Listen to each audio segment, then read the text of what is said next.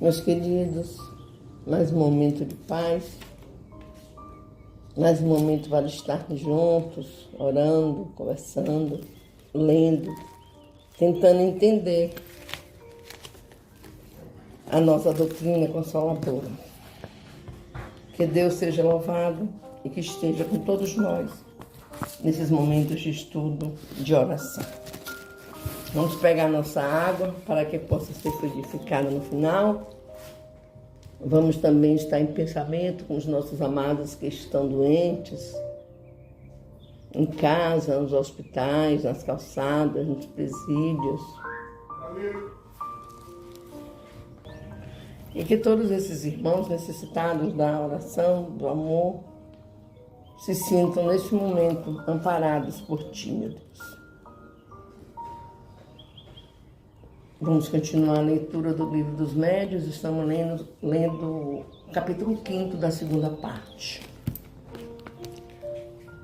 A intervenção voluntária ou involuntária de uma pessoa dotada de aptidão especial para a produção desses fenômenos parece necessária. Na maioria dos casos, embora alguns haja em que ao que se afigura o espírito, obra por si só. Mas então poderá dar-se que ele tire de algures o fluido animalizado que não de uma pessoa presente. Isto explica porque os espíritos que constantemente nos cercam não produzem perturbações a todo instante. Primeiro, é preciso que o espírito queira, que tenha um objetivo, um motivo, sem o que nada faz. Depois, é necessário muitas vezes que encontre exatamente no lugar onde queira operar uma pessoa apta a secundá-lo. Coincidência que só muito raramente ocorre. Se essa pessoa aparece inopinadamente, ele dela se aproveita. Mas quando todas as circunstâncias sejam favoráveis, ainda poderia acontecer que o espírito se visse tolhido por uma vontade superior, que não lhe permitisse proceder a seu bel prazer.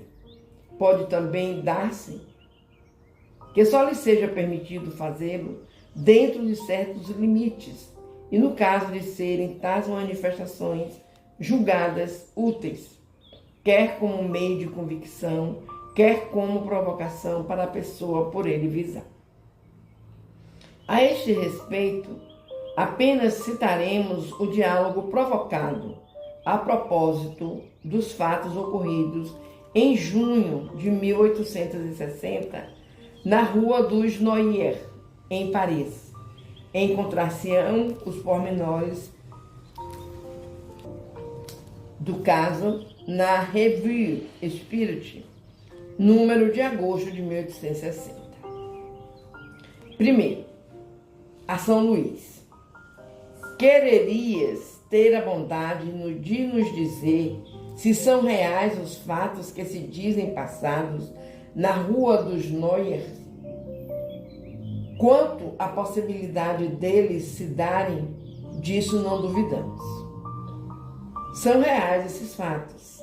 Simplesmente a imaginação dos homens os exagerará, seja por medo, seja por ironia. Mas, repito, são reais.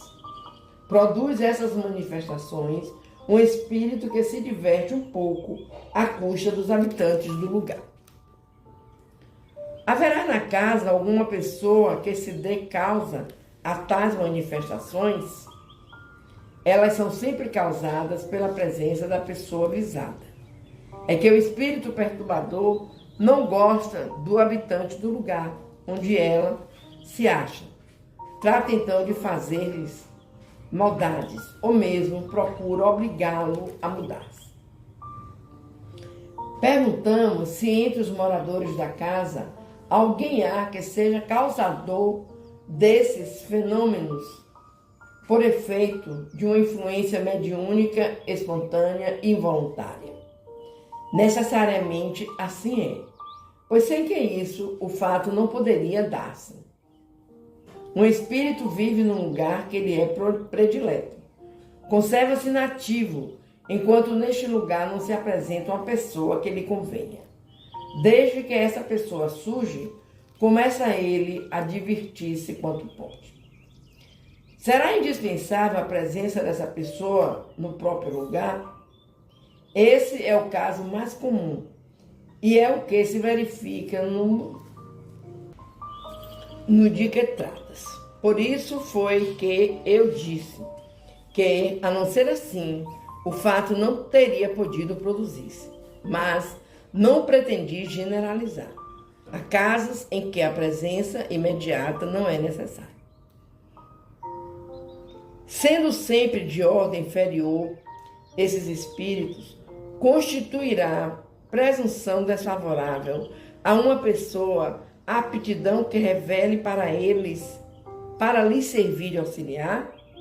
Isto denuncia da parte dele uma simpatia para com os seres dessa natureza?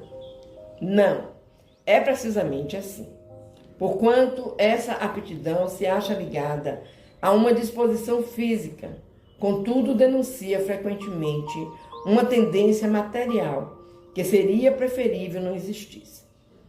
Visto que, quanto mais elevado moralmente é o homem, tanto mais atrai a si os bons espíritos, que necessariamente afastam os maus. Meus amores, nós estamos lendo essas questões que foram feitas a São Luís e as respostas, dadas às questões. Nós podemos observar que o espírito, para estar em certo lugar, ele tem que ter afinidade com alguma coisa ali. Porque se ele não tem afinidade, ele não tem como fazer aquilo que ele quer, como se manifestar da forma que quer.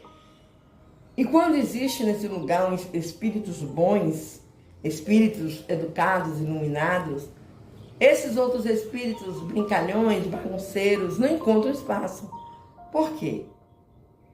Eles temem o bom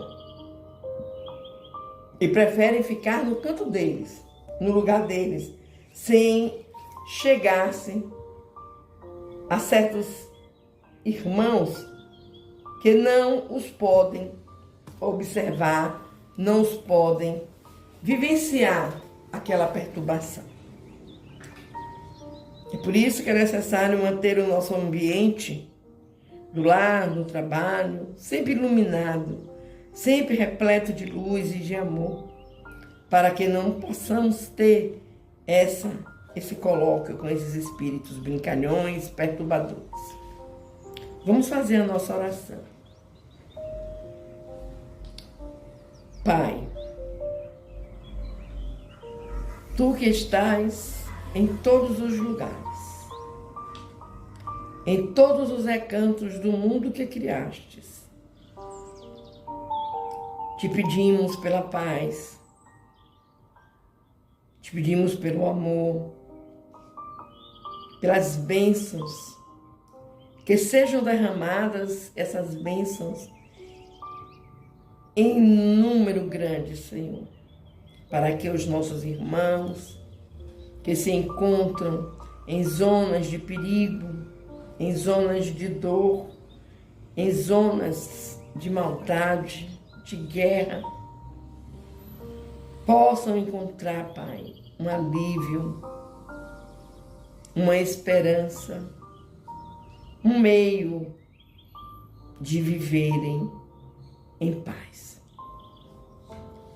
Te pedimos, Pai amado, pelos nossos irmãos que sofrem de dores, onde quer que estejam esses irmãos, Senhor, leva-lhes o remédio, a paz, para que eles possam, Senhor, se sentirem bem, se sentirem fortalecidos.